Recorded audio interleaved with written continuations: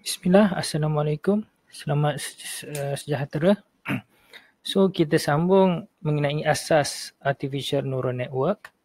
Okay, so kali ni kita akan cuba di dalam MATLAB. Okay, so yang saya tunjuk, kita ada contoh yang tadi. So, kita nak MATLAB kita tolong predict kalau 2A campur B, equation adalah C. So, apakah nilai C? Okay, so ini adalah training data. So sebelum tu saya ada buat di sini di Excel. Okay, boleh lihat di sini. Saya dah buat sini 2A, B, C. So yang ni adalah 2 darab A campur dengan B. So ini adalah jawapannya lah. So ini 2 ni adalah input dan C ni adalah target.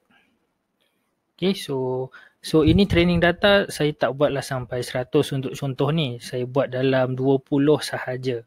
Okay, untuk memudahkan proses lah. So kita buka MATLAB. Okay. Buka MATLAB macam biasa. So benda pertama yang kita kena buat adalah kita kena masukkan kita punya data. So macam mana nak masukkan data tu? Okay, kalau lihat di sini kita ada new variable. Dekat bahagian home tab ni, okay, ada di tab variable. Okay, kalau boleh nampak cursor saya ni. Okay, bahagian ataupun arrow saya ni, bahagian variable ada new variable. So kita klik new variable. So kita bagi dia nama dia adalah input. Okay, so nama apa pun tak apa tapi make sure you tahulah apa maksud tu. Okay, input. So kita copy input kita tu lah. Ada sampai 21. Okay, kita copy dan kita letak di kita punya variable tadi. Okay, so dia macam mana kita nak tahu dah save ke belum? Dia ada di workspace di sini, di sebelah kanan ini. So bila tulis input, okay, 20 darab 2 double. So maksudnya dah ni lah tu. So lagi satu kita nak masukkan input, kita nak masukkan bahagian target iaitu bahagian C. Okay, so macam biasa pergi ke home punya tab, pergi ke variable, so new variable. So macam biasa kita namakan target. Okay, so once kita dah namakan target, kita pun copy target kita ni. Okay, copy paste je. Kalau rajin boleh type. Okay, so and then kita check balik kat workspace, dah ada. So maksudnya kedua-dua input dan target ni dah ada di dalam workspace ni. So untuk yang ni kita kena type. Okay. Mungkin saya tulis di sini mungkin lebih besar kot. So coding yang kita gunakan adalah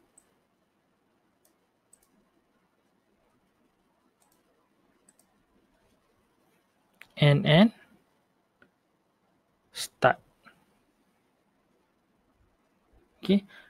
NN start ataupun dia ada dua. Satu lagi adalah NN tool. NN TOOL. Okay, so kita cubalah. NN start. Okay, so coding dia adalah NN start. Okay, NN tool adalah coding yang lama. So saya tak nak cakap yang pasal yang lama lah. Kita lupakan yang lama sebab kita ada yang baru. Okay, so dah klik NN start akan keluar dia punya GUI yang ni. So untuk yang ni sesuai untuk input output ke fitting. Okay, so kalau ada buat projek ADN untuk pattern recognition, atau yang kedua ni lebih sesuai lah. Okay, kalau yang buat pasal clustering dan sebagainya, yang lain lebih sesuai. So untuk tujuan yang ini, tujuan equation tu, so the first one is suitable, fitting app. So kita klik sahaja di fitting app ni. So keluarlah first interface. So seperti yang kita nampak tadi. So ini adalah diagram. So diagram ini similar dengan diagram yang ada di dalam MATLAB ni. So kita ada hidden layer input, hidden layer output layer dengan output dia lah. Okay, so boleh baca, sila baca explanation dia untuk pemahaman yang lebih. So first kita kena masukkan data. So input, sebabkan kita dah save tadi kat workspace yang ni. Okay, kita dah save di workspace. So kita boleh sahaja klik dan pilih input.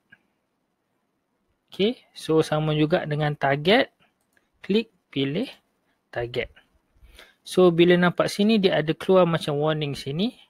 So data selection have different numbers of sample. Dia suggest select rows. So kita select saja rows. Ikut je kata dia.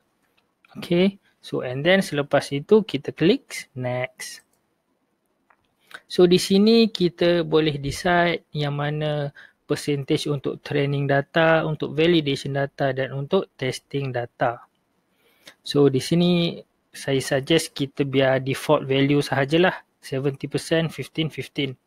Okay, so ini ada dia punya definition untuk setiap purpose. Okay, dan setelah kita kalau nak ubah boleh ubah lah. Okay, so setelah kita gembira dengan semua ni, kita klik next. So ini the number of hidden neurons. So dalam MATLAB default value adalah 10. 10 hidden neurons in the hidden layer. Okay, so terpulang lah nak tambah banyak boleh, nak kurangkan boleh. Saya suggest untuk first try guna yang default value sahaja dulu. And then kalau performance dia tidak baik, baru kita ubahlah. Baru ubah sama ada tambah ataupun kurangkan hidden neuron. Okay, so kat sini kita nampak dia 10. So apa maksud dia? Maksud dia sebagai contoh yang ini, bilangan hidden neuron dalam ni ada 10 lah. Kalau dalam figure ni ada 6. Tapi dalam MATLAB tu kita gunakan 10. So kita klik sahaja next. Okay. Dan macam kita install apa-apa software, kita klik next je. So lebih kurang sama lah. So ini kita kena choose training algorithm.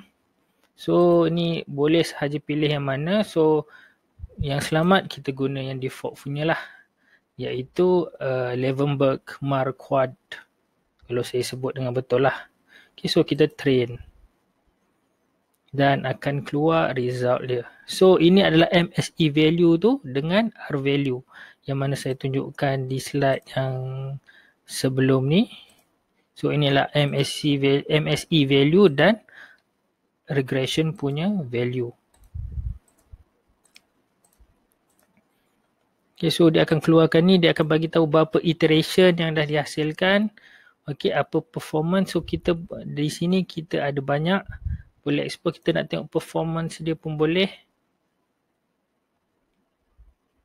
Okay, dia punya MSE punya performance. Okay, ada 6 epoch. Okay, ataupun 6 iteration. Okay, regression sebagai contoh. Untuk setiap training, validation, test dengan keseluruhan. Kalau kita tengok kesemuanya hampir 1. Okay, ada yang ni exactly 1. So yang baik lah. Okay, of course dia akan keluar result yang baik sebab simple equation kan. Equation yang lebih kompleks, lebih mungkin lebih berbeza lah result dia. So setelah kita happy dengan semua ni dan kita pun klik next. Okay, so kalau tak happy kita boleh train lagi sekali, kita boleh adjust network dan apa sahajalah. Ataupun kita nak tambah input, tambah target yang lain. Okay, kalau tak, just click next. So, ini sekiranya dia tanya, kalau kita nak buat coding. So, daripada sini kita boleh dapatkan coding. Kita just klik je code generation. Okay, memang senang kerja. Okay, so itu semua saya tak explain. So, saya just nak ceritakan tentang final. Kita nak save result.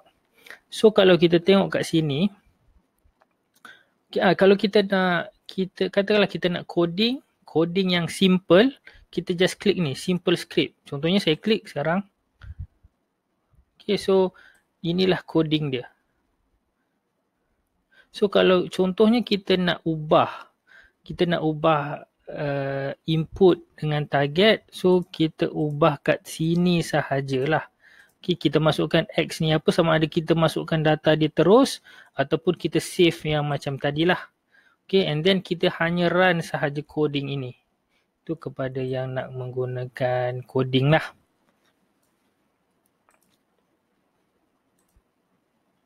Okay, so yang penting di sini output. Okay, secara peribadi, personally saya prefer output ni kita tukar kepada ANN prediction. Okay, sebab apa? Sebab biasanya saya lah, masa saya study dulu saya buat ANN, saya selalu confuse output dengan target. Okay, target ni ibaratnya macam skema jawapan. Okay, target adalah skema jawapan dan output daripada ANN adalah jawapan yang ANN tu beri. So jawapan tu kita kena compare dengan skema nak tengok dia betul ataupun salah lah. So untuk elakkan confuse antara output dan target, saya letak terus ANN prediction. So kita ada value error dia. Okay, so bila kita kita klik save result. So bila kita klik saja save result, dia akan secara automatic export ke workspace sini. Okay. So kalau kita dah save, kita dah happy apa semua, coding pun ada dan sebagainya. So kita hanya klik finish. Okay, finish. So once kita dah export, okay, kita boleh dapatkan ANN prediction ni berapa. So kita klik kat sini lah. So okay, dia akan menjadi macam ni. Dengan transpose, so kita copy dia punya prediction. So ini adalah prediction dia. Okay, kita copy, kita paste dekat Word tadi. So biasa yang ni. Okay, so kebiasaan yang saya buat adalah saya paste dulu di sheet yang lain. Okay, sheet SHEET. Sheet with a double E. Okay, kita paste di sini. And then kita copy balik. Okay, why? Sebab selepas kita copy semula, kita ke sheet yang pertama tadi yang mana ada kita punya target tadi. Okay, right click di sini dan klik transpose. So secara automatik dia akan susun balik ikut turutan yang cantik lah. Itu mengikut dia punya column. So kalau kita dapat lihat di sini, okay, target kita adalah 5 dan ANN boleh predict 4.3 something. So target kita 8, ANN predict 7.9. Which is kesemuanya boleh dikatakan hampir.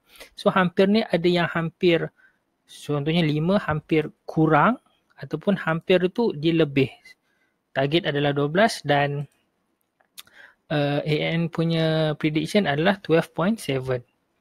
Okay, so yang ini, okay, so basically dah done. So daripada dua ni kita bolehlah plot graph. Okay, kalau boleh plot graph, kebiasaannya orang guna graph histogram lah. Boleh tengok ketinggian di antara yang target dengan yang prediction daripada ANN. So cumanya ini perlu ingat, ini adalah campuran antara data sebenar dengan training data lah. So contohnya kalau data kita adalah 5 yang terawal, so kita ambil 5 ni sahajalah untuk masukkan ke dalam bahagian result ataupun bahagian report. Yang seterusnya bolehlah letak sebagai lampiran di dalam appendix. Okay, so dan di sini juga ada satu lagi iaitu error. So kita boleh tengok error di berapa. Error ni basically adalah ditolak sahajalah. Target dia tolak ANN prediction. Okay, so untuk itu sahaja. So saya harap ada manfaat lah daripada video ini. Dan insyaAllah video akan datang akan menerangkan tentang asas kepada ANFIS. Okay, sekian, terima kasih. Assalamualaikum.